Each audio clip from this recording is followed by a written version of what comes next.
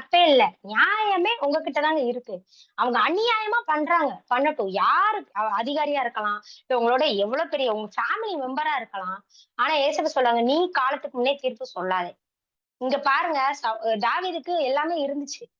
தாவீது வந்து ஒரு பெரிய ஒரு தேவ மனிதன். அவர் நினைச்சிருந்தா ஈஸியா எல்லாமே முடிச்சிருக்கலாம்.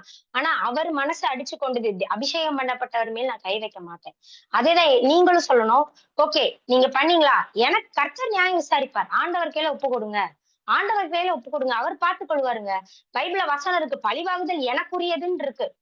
சோ நம்ம வார்த்தைகள்னால நான் எப்படி நம்மளால ஒண்ணு செய்ய முடியாட்டி நம்ம என்ன லாஸ்டா என்ன வெப்பன் எடுப்போம்னா வார்த்தை. ஏதாவது ஒண்ணு சொல்லி தூஷித்து, குற்றப்படுத்தி அவங்கள வந்து அதுதான் நம்ம லாஸ்ட் வெப்பனா இருக்கும். நம்மளால அவங்கள ஒண்ணும் செய்ய முடியலன்னா கடைசி வெப்பன் அவங்களுக்கு எதிரா வந்து நம்ம திருப்புவோம். அததான் நம்ம பண்ணுவோம். ஆனா இயேசுவ சொல்றாங்க, அது கூட நம்ம பண்ண தேவையில்லைங்க. ஆண்டவரிடத்துல ஒப்பு கொடுத்துருவோம். அவர் பார்த்துக் கொள்வாருங்க. இயேசுவ பார்த்துக் கொள்வாங்க. அவரை விட பெரிய இது என்ன இருக்கு? அவர் பழிவாங்குதல் அவரோடது.